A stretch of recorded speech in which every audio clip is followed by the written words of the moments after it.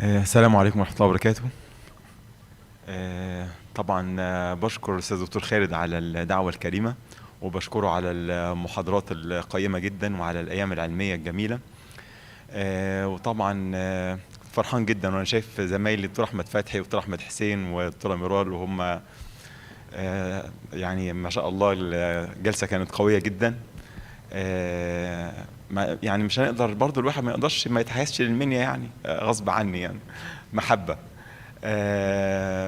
والدكتور خالد عطى مقدمة طبعا عنيفة جدا للمحاضرة اللي أنا هقولها، New Modes in Mechanical Ventilation. احنا الأجندة بتاعتنا هنتكلم عن الهيستوري اوف فنتيليشن وانترودكشن وكي فيزيكال كونسبت وسم اوف ذا نيو مودز available in the market، وهنشوف هي قصة نيو ديت وشوية أذر مودز كده. طبعا هم النيو مودز مش كتير، هم حوالي 100 حوالي 200 داخلين في 200. هنتكلم عن شوية منهم 199 ونسيب الأخرين ده لإيه للسنة الجاية إن شاء الله. فأنا قلت زي بعض معلش هنختصرهم شوية، وهقول المودز اللي هي بيبقى نفسنا نستخدمها ساعات ويعمل لنا ليميتيشن إن إحنا ممكن نكون ما قرناهاش كتير. وممكن بقى اللي ليه اقتراحات في مودز ثانيه بعد كده يبقى يقول لنا مثلا، ممكن باذن الله في المؤتمرات الجايه يعني نحاول نشوفها مع بعض. يعني اوائل الماشين كانت حاجه عامله زي طفايه الحريق كده، تمام، وده كان 1988. وقبلها كانوا اللي يحصل له ارست بالكرباج، تمام، ويضربوه علشان يقوم. دي كان طريقه، او يحطوه على سرير، واللي هو ايه السرير المتحرك دوت عشان يستغلوا الديافرام في الايه في الميكانيكال فنتيليشن. كل ده تاريخ يعني. 1970 بقى بدا بقى يعني يبقى فنتيليتور بجد. 1980 شوف بقى ايه بقى، بيقول لك بريشر سبورت والاير واي بريشر ريليز فنتيليشن 1980، والبي ار في سي اللي هو البريشر ريجوليتد فوليوم كنترول تمانينات. وفي التسعينات فوليوم اشورد بريشر سبورت تسعينات. طب امال هي الناس بتسمي مودز جديده ايه؟ تمام، يعني فعلا ايه يعني المودز دي بالعربي مش جديده. اللي احنا دايما يقول لك مودز جديده بي ار في سي واير واي بريشر فنتيليشن، نتكلم في الثمانينات والتسعينات، ولا هي جديده ولا حاجه. عشان كده يعني يمكن المحاضرة دي لو احنا سميناها اسم جديد وحطينا عنوان جديد هنقول نون تراديشنال مودز اوف ميكانيكال فنتيليشن. ده هيبقى انسب لينا ان احنا نتكلم، عشان نبقى بنتكلم كلام ساينتفك. ده كان طبعا المودز بقى الفنتيليتور القديم ما يعرفش ابوه، يعني هو بيدي بريشر معين وما فيش حاجة ايه غير كده، ضخم لكن امكانياته قليله. وبعد كده بدا بقى الحاجات تبقى سو كيوت كده وجميله وحلوه. انترودكشن. الكونفنشنال مودز اوف فنتيليشن سفر من الليميتيشنز، طبعا لها مشاكل كتير هنبقى نعرفها، لكن ايه ميزتها؟ ميزتها الكبيره البوبولاريتي بتاعتها، ان احنا اشتغلنا بيها كتير. زي ما تكون عربيتك وانت يعني يقول لك ده عارف بخلتها، حتى لو عطلت منه في السكه بينزل يصلحها بنفسه. فدي على فكرة دي ميزة كبيرة، حتى لما اشتري عربية جديدة دي تفضل ميزة في العربية القديمة. تحايل بيها نفسك يعني لو مش قادر تشتري. But they often fail to match the patient based requirement. مش دايما تقدر تديك اللي انت عايزه، ولا في الماتش في السينكروني وراحة العيان، ولا في الاوت كام، لان يعني برضو السينكروني حاجة وان العيان يبقى مرتاح حاجة، وكمان الاوت كام ده حاجة تانية. In this presentation we will discuss some of the famous non-conventional modes that may improve the patient ventilator synchrony وتقلل الdays of ventilation وتحسن الاوتكم when used in the proper clinical situation. يمكن proper clinical situation دي تحتها 60,000 خط. تعال نشوف key physical concepts اللي احنا عايزين نتكلم عنها. في معادله اللي هي الايكويشن اوف جاز موشن، تمام، دي ما فيش لا غنى عنها لاي حد هيتكلم او عايز يتعامل مع الميكانيكال فنتيليتور، تمام. وبعد كده لما تفهمها هتحس انك بتتعامل مع الفنتيليتور بحب وخلاص فهمته. الفنتيليتور بريشر نيدد تو ديليفر ا بريس، يعني البريشر اللي محتاجينه علشان ندفع كميه هواء جوه. وهو الفنتيليتور عباره عن ايه؟ منفاخ بالكمبيوتر. يعني شغلته ايه في الاخر؟ شغلته ايه على المدفع؟ ان هو يدفع هواء جوه. البريشر اللي احنا عايزينه عشان ندفع الهواء جوه بيساوي حاجتين، مجموع 2 بريشر. بريشر نيدد تو اوفركم الريزيستنس، تمام، يعني ايه الاير واي ريزيستنس والتيوبز والكلام ده كله، وبريشر نيدد تو انفليت الشيست وول اند ذا لانج، يعني علشان يتغلب على الكومبلاينس. يبقى جزء بيتغلب على الريزيستنس، بريشر عشان الريزيستنس وبريشر عشان الكومبلاينس. يبقى انا الفنت بتاعي لازم يدي بريشر يتغلب على الايه، على الاثنين، او ممكن يكون العيان بيشترك معاه في بعض المودز. المهم البريشر اللي في الاخر اللي يتغلب على الريزيستنس واللي يتغلب على الكومبلاينس، مجموعهم مع بعض هو ده البريشر. طب تعالى، ما في معادلات للكلام ده، ده كلام انشا. قال لك حاضر، البريشر نيدد تو انفليت اللنج بكميه الهواء اللي انت عايزها يساوي الريزيستنس في الفلو زائد الفوليوم على الكومبلاينس. ما تشغلش نفسك، هي كده المعادله، تمام. الريزيستنس بتاعت الايرواي ده الكمبيوتر بيحسبها والجهاز بيحسبها، تمام، في الفلو زائد التايدال فوليوم على الكومبلاينس اوف ذا لانج. كومبلاينس اوف ذا لانج طبعا ليها ديفينيشن اللي هي تشينج ان فوليوم باليونت تشينج ان بريشر. طيب تمام، احفظ المعادله دي علشان احنا مش هنتكلم الا عن المعادله دي وبيزد على المعادله دي. المعادله اللي فاتت فيها حاجات ممكن نتحكم فيها وحاجات تخص المريض ملناش سيطره عليها خالص. ايه يا ترى الحاجات الخارجه عن سيطرتنا خالص وما نقدرش نغيرها؟ انا قدامي عيان، ما قداميش حاجه، ويعني مثلا مكنه، انا قدامي عيان، في حاجات مش هعرف اغيرها، ولا هعرف اغير الريزيستنس بتاعت الايرويز بتاعته، تمام، الا بادويه بقى وعلى زمن وعلى كلام، تمام، ولا هعرف اغير الكومبلاينس بتاعته. دول حاجتين ثابتين عندي في العيان ماليش سيطره عليهم، ولا ريزيستنس ولا كومبلاينس، تمام. لكن انا وانا بفنتل ليا سيطره على ايه؟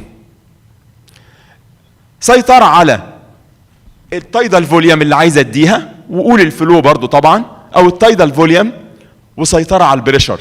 يعني ليا سيطره على ده، انا اقدر اقول للبريشر لو انا على بريشر مود ادي البريشر اللي انا عايزه، تمام. وليا سيطره على ده لو انا على فوليوم مود، اقدر اقول له اديني الفوليوم اللي انا عايزه. دي الحاجات اللي انا ليا سيطره عليها، لكن ولا ليا سيطره ولا على ريزيستنس ولا ليا سيطره على كومبلاينس.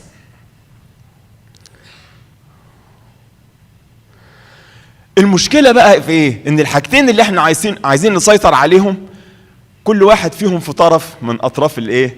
المعادله. يعني ايه؟ فاكرين انور وجدي والجبنه والبنت الصغيره، ادي نصيبك من ناحيه دي وادي نصيبي من ناحيه دي، تيجي تدي بريشر الفوليوم يضرب منك، تيجي تدي فوليوم البريشر يضرب منك. المهم ايه؟ فهي بالظبط بهذا الشكل. طيب نرجع للحاجات اللي خارجه عن سيطرتنا تاني. الفوليوم والايه والكومبلاينس دول خارجين عن سيطرتنا.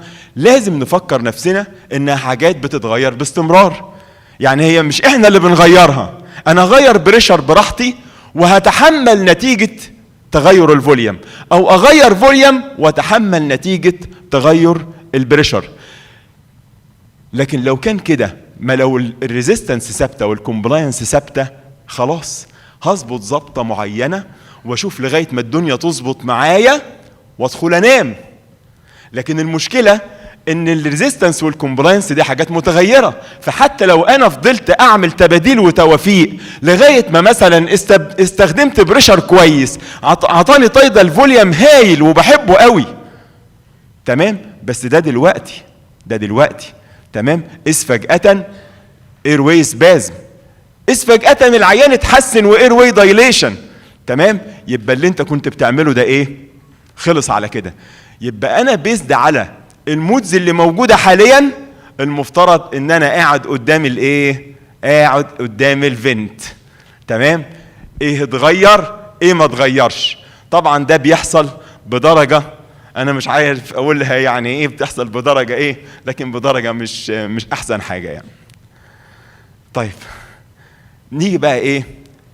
يبقى نيجي حاجه بقى اسمها الكنترول فاريبل، عشان نتكلم بالانجليزي شويه يا رجاله. في الكونفنشنال مودز الفنتليتور كان كنترول ايزر الليفت سايد اوف ذا ايكويشن اللي هو البريشر اللي انا بديه، تمام، او الرايت سايد اوف ذا ايكويشن اللي هو الايه؟ الفوليوم والفلو. وقلنا في حاجات الريزيستنس والايه والكومبلاينس مالناش دعوه بيها، مالناش سيطره عليها. طيب نيجي بقى ايه والله قال لك في البريشر كنترول اللي احنا عندنا اللي شرحهم الدكتور خالد طبعا بشرح رائع، تمام. قال لك في البريشر كنترول انت هتدي ستيبل بريشر، انا هدي بريشر معين، تمام، لكن الفوليوم هتبقى فاريبل حسب ايه؟ فاريبل حسب الكومبلاينس وحسب الريزيستنس، تمام.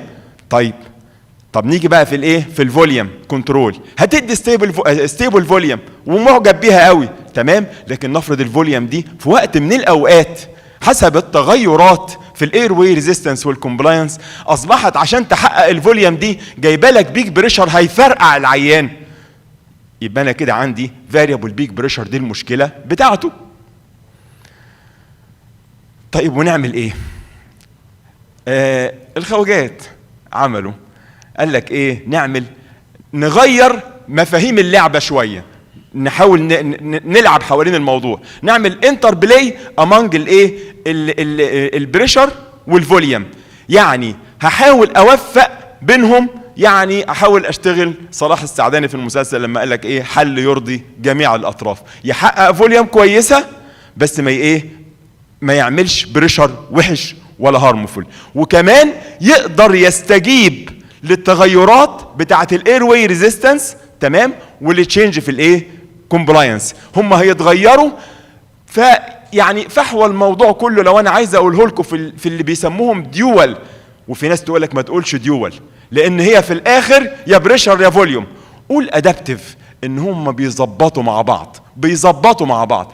الغرض من كل المودز، الديوال مودز دي عشان الاسم الدارج نستخدمه، يعني ان انا هقول له والله انا عايز فوليوم كذا في العيان ده، بس عشان خاطري ما تعوروش ببريشر وحشه. وكمان في التقدم اللي زاد وزاد كمان هقول له ايه؟ هقول له والله انا كمان لو الفوليوم نقصت عن كده ما تسيبهاش ناقصه، زود البريشر عشان تجيب لي الفوليوم اللي انا عايزها. يبقى انا عايز فوليوم بس ما تعوروش ببريشر، وانا عايز فوليوم برضو ما تنقصش عن حد معين علشان ما يحصلش هايبو فنتيليشن. المين ايم اوف ذيس نون تراديشنال ديوال والادابتيف مودز، دول الثلاث اسماء، تمام، ان الماشين بيزد تشينج في البوث الفوليوم والبريشر اللي احنا قلناهم، تمام، ان ريسبونس للتشينج في الريزيستنس والكومبلاينس. اعتقد بعد معادله الجاز موشن كده الامور واضحه احنا بنتكلم في ايه بالظبط. يعني بالانجليزي يا رجاله نقول ايه؟ in critical care setting many of the parameters of the equation of motion, namely resistance and compliance change with time. Thus, a ventilator setting, set pressure or set volume appropriate for certain point of time may not be optimal for the patient when deteriorating or even improving. الريزيستنس اتحسنت، الكومبلاينس بقت احسن، تمام. يعني انت هتطلب بريشر جايب له فوليوم 400 واحنا فرحانين وظبطتها وقلت زي ما قال الدكتور خالد 4 مللي بير جي و6 مللي بير جي وتمام التمام. طب الحمد لله يا عم، الف مبروك، الاي ار دي اس بيصحى واللنج بقيت كومبلاينت، البريشر اللي انت حاطه اللي كان جايب له 4 مللي بير جي، تمام، بقي جايب له 8 مللي بير جي. طب لو سبته فوليو تروما، يبقى احنا برضو ايه؟ يعني حتى العيان لو اتحسن وانا مش متابعه الدنيا هتتدهور مني. يبقى انا ما زلت بقول ايه؟ بقول ان احنا محتاجين حل بديل، وهو ده الحل البديل. In the conventional modes, الفنتليتور only deliver set parameter and take no feedback. كان ايه؟ كان بيديليفر السيت بارامتر. لو انا على بريشر هيديليفر للبريشر ايا كانت الفوليوم اللي جايه، وانا على فوليوم هيديليفر الفوليوم ايا ما نتج عنه من بيك وبلاتو ماليش دعوه. ده في الفنتليتورز القديمه او قصدي في المودز القديمه. النون تراديشنال قال لك لا، ده انا هاخد فيدباك من اللي بيحصل وابتدي اشتغل عليه. يعني اعطيت بريشر راح عطى فوليوم انا مش حابه، انا هاخد الفيدباك ده واشتغل عليه. عطيت فوليوم عطى بريشر انا مش حابه، انا هاخد الفيدباك ده واشتغل عليه حسب ايه؟ انواع المودز بقى الايه؟ المختلفه، تمام. وفي تقسيمه ليهم كده عشان انا برضو بتكلم يعني بوجه كلامي اكتر للشباب على اللي داخلين الامتحانات. ممكن اتكلم عربي شويه وبعد كده اقول لك الكلام بالطريقه اللي ممكن تكتبه في امتحان او تقوله في اي لجنه، تمام. فاحنا بنقول ايه؟ في تقسيمه معينه تاني كمان يقول لك انك ممكن الفيدباك ده في نفس البريس وزين ذا سيم بريس، ياخد فيدباك اثناء ما هو بيدي نفس البريس ويشتغل عليه ويغير. يعني يبقى بيدي مثلا بريشر معين، ليه البريشر ده مش هيحقق الفوليوم، فاثناء نفس النفس يجي مغير يزود البريس عشان يحقق الفوليوم. ده اسمه وزين ايه؟ ده بعض المودز الجديده بتشتغل كده، يبقى اسمه ده ديوال مود وزين ذا سيم بريس. بعض بقى المودز الثانيه ياخد البريس ده كامل، ياخد كذا بريس مثلا ويشوف شكلهم ايه، ولو مش عاجبينه يبدا في السبسيكوينت بريس بقى يغير. تمام، يبقى في ديوال وزين ذا سيم بريس، فيدباك وزين ذا سيم بريس، وفي ويز سبسيكوينت ايه بريس. دي على فكره ده كلاسيفيكيشن من ضمن الكلاسيفيكيشنز بتاع الديوال مودز.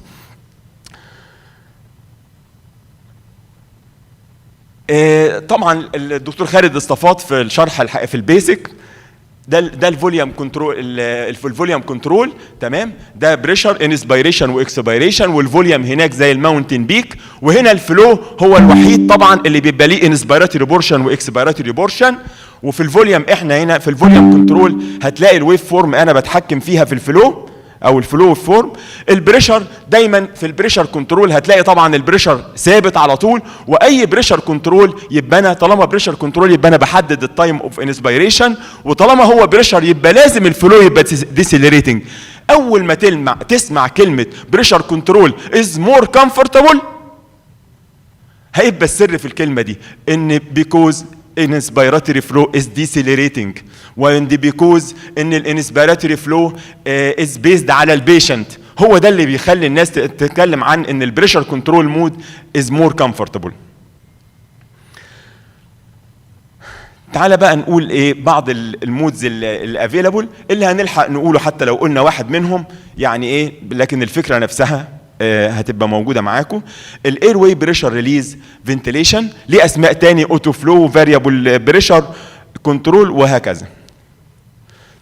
ديسكريبشن كده في ذا مود في الاخر هو اسمه بريشر ريجوليتد فوليوم كنترول. خلينا نثبت على الكلام ده، بريشر ريجوليتد فوليوم كنترول. فوليوم كنترول شوف المسنومه بقى في الميكانيكال فنتيليشن وانت ماشي بالكوم، احنا مسمينه بريشر كنترول بي ار في سي، بريشر ريجوليتد فوليوم كنترول. هو اصلا بريشر كنترول مود، مش اخر الكلمه فوليوم كنترول. بريشر ريجوليتد فوليوم كنترول هو اصلا لو سالت في الامتحان ده بريشر كنترول مود، هو شغال ببريشر، يعني شغال كبريشر كنترول مش شغال كفوليوم كنترول. وهنشوف بعد كده الوصف عباره عن ايه. يعني ايه بريشر؟ يعني في الاخر اللي بيدي للعيان بيدي سيرتن بريشر، مش بيدي فوليوم، مش بيقول مثلا، لكن الفوليوم دي هو حاططها لك اوبشن هقول لك عليه ازاي.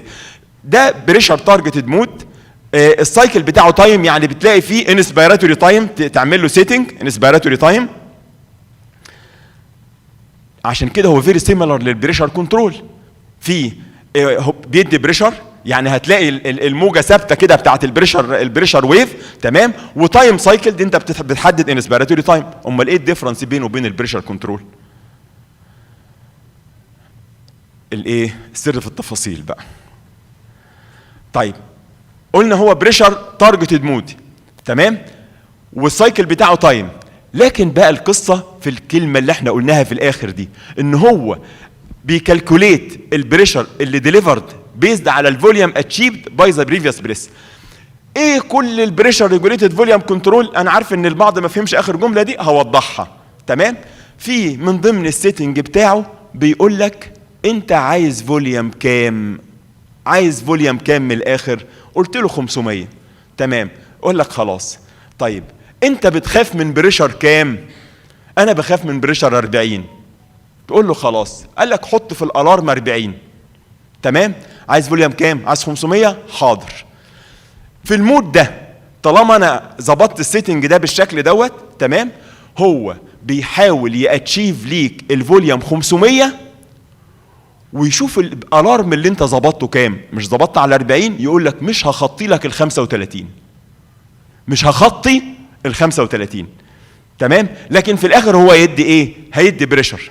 يعني هو بيدي بريشر، تمام، ولكن في الاخر عايز يجيب لك الفوليوم اللي انت عايزها. يبقى من ضمن السيتنج بتاعه عباره عن ايه؟ السيتنج بتاعه انك بتحط ديزايرد فوليوم.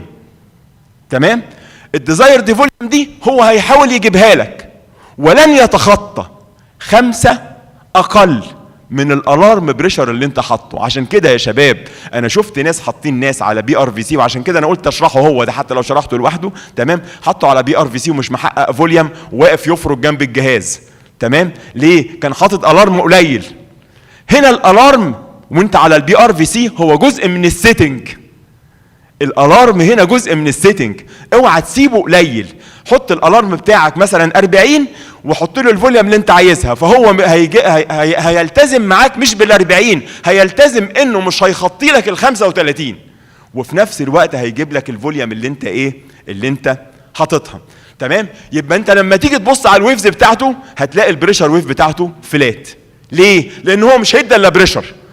امال ايه قصه بيلتزم بالفوليوم دي؟ عطى بريشر اهو، لقيه جاب الايه؟ جاب ال 500، يقول له كويس. طب لو عطى بريشر لقيه ما جابش ال 500، يجي المره اللي بعدها يديله ايه؟ بريشر اعلى شويه، لكن برضه ايه؟ بريشر ثابت برضه، مش حاجه زي مش زي الفوليوم الفوليوم كنترول كده هتلاقي البريشر مختلف. لا، في الاخر هو يدي فوليوم في كل بريس، فوليوم ثابته في كل بريس. تمام، لكن تتغير من بريس لبريس عشان تجيب الايه؟ ال 500، ملتزمه انها ما تعديش 5 عن الالارم ايه؟ عن الالارم ليفل. طيب تعالى ممكن نشوفه في انا حبيت اشرحه كده اورال وبعد كده نبص عليه في الايه. تمام، يبقى لما نيجي نقرا الجمله الاخيره دي تاني، calculated pressure is delivered based على الفوليوم اللي achieved by previous ايه؟ by previous press. لو لقيها اقل هيجي مزود البريشر، لو لقيها عليت عن الفوليوم اللي انت متمنيها هيجي مقلل البريشر، بحيث انه في الاخر يجيب لك الفوليوم اللي انت حاببها. دي الايديا باي ذا كيرف. هو بيعمل ازاي؟ بيعمل العجب ده ازاي؟ اقول لك بيعمل العجب ده ازاي.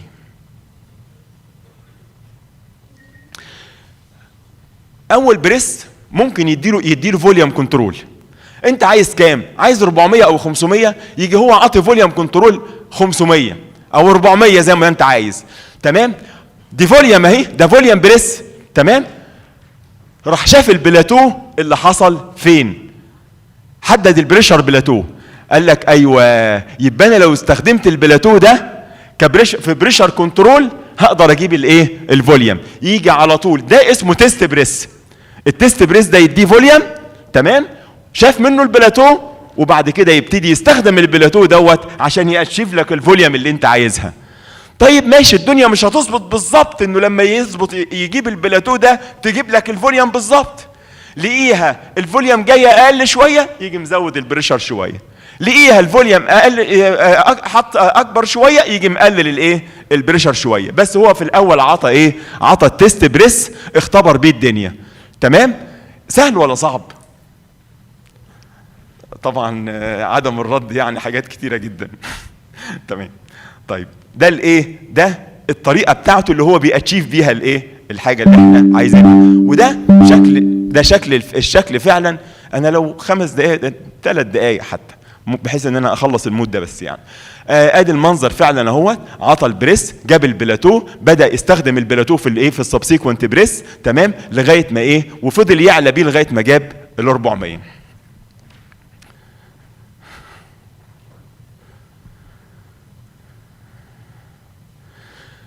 شوف هنا بقى ايه؟ ممكن يستخدم بريشر كنترول دي بريس، بس ده انا هعديها، مش وقتها، المهم الفكره. طيب الميزه بقى اللي في الموضوع، شوف بقى الكلام بيبقى شكله ايه. حاجه زي اللي احنا قلناها، العيان اتحسن، كان في سبازم جامد جدا جدا، اتحسن، فك السبازم. تمام، هيحصل ايه؟ هيحصل ان الريزيستنس قلت. تمام، طب لما الريزيستنس قلت هيعوز بريشر اقل عشان يجيب الفوليوم. هو كان عاطي ايه؟ بريشر معين اهو، بدا البريشر ده بدل ما جايب له السيت فوليوم بدا يجيب فوليوم ايه؟ اعلى. تمام، والفلو كان عالي، راح بدا يعمل ايه؟ بدا يقلل الايه؟ يقلل البريشر لغايه ما وصل تاني للايه؟ للسيت فوليوم. طب انا لو مش حاطط المود ده يحصل ايه؟ الريزيستنس لما مثلا حطه على فوليوم معينه تفضل البريشر يزيد، او حطه على بريشر تفضل الفوليوم تزيد. لكن هنا هو الجهاز استجاب لوحده من غير ما حد يكون قاعد حاطط عينه على الجهاز. ليه؟ الفوليوم طلعت عن اللي انت عايزه، راح مقلل البريشر اللي هو بيستخدمه، نزل لك تاني للفوليوم اللي احنا ايه؟ اللي احنا عايزينها. ده كلام اللي احنا قلناه، ان الفنتريتور بيأجست الايه؟ البريشر حسب الفوليوم، وبعد كده بيعمل لها موديفيكيشن حسب الفوليوم. يعني القصه كلها انه بريشر كنترول مود، لكن بتسيت فيه انت ايه؟ تايدال فوليوم. تقول لي يا دكتور بس ما فيهش بريشر، انا مش شايف في السيتنج بتاع بريشر. اقول لك ما الالارم بتاعه بتاع البريشر هنا شغال على انه ايه؟ شغال على انه سيتنج، بس بدرجه بخمسه اقل من الايه؟ 5 اقل منه مش هيعديهم. ايه الكومن سيتنج اللي انت بتعملهم؟ بتسيت الريت عادي جدا لانه بريشر كنترول ريت، وبتسيت الاي اي ريشيو، تمام، وبتسيت التارجت تايدال فوليوم، تارجت هدفك اللي هو عمال يعلى ويوطى عشان يجيبه لك، تمام، وبتسيت الابر بريشر ليميت الارم. هو هنا الارم، خلي بالك ده مش سيتنج على فكره، هو في اي ايفنت هتلاقيه في الالارمات، بس لازم عشان كده ما ينفعش استخدم مود انا مش مذاكره، يعني برضو دي حاجه مهمه.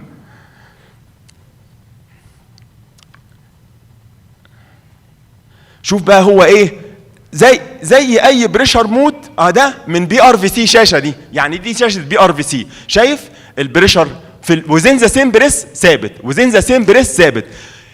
يعني بقى تلقطه ازاي بقى ان ده بي ار في سي؟ لقطته ازاي؟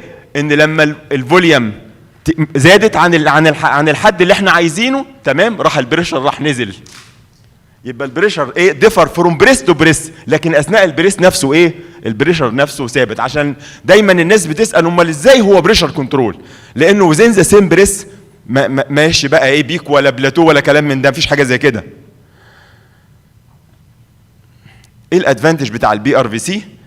عطالك ستيبل فوليوم الى حد كبير مع ستيبل مينيت فنتيليشن، والفلو فاريز ويز ديماند، لانه طالما بريشر مود يبقى العيان بيقدر يتحكم شويه في الفلو، تمام. لكن في الفوليوم مفيش حاجه تحكم. ليه؟ انت الفوليوم بتحكمه، بتقول له انا مثلا حاطط 500 هيدخلوا في الوقت الفلاني، هيدخلوا بالوقت الفلاني بالفلو اللي انت حاطه، تمام. بيتر سينكروني، ادفانتج اوف بوث مودز، بينيفيت اوف فاريبل فلو من بتاعه البريشر كنترول.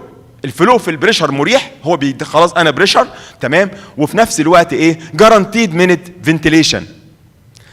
دي بقى حاجه ممكن يعني ايه جميله كده، احنا قلنا حطينا شبهها. ايه راي حضراتكم؟ ده بي ار في سي، تمام، ده بي ار في سي. شوف بقى الايه؟ بريشر بينزل ازاي؟ شايف البريشر بينزل ازاي؟ تمام. هنا بقى في حاجه جميله حصلت. اللي حصل هنا العيان عنده جاله هاي انسبيراتوري فلو، هاي انسبيراتوري فلو، تمام. الانسبيراتوري فلو بتاعه عالي. ليه؟ قال لك لو العيان جاله بين او بقي انكشس او حاجه كده زعلته، تمام، الانسبيراتوري فلو هيحصل له ايه؟ يعلى، والفوليوم كمان ممكن تعلى.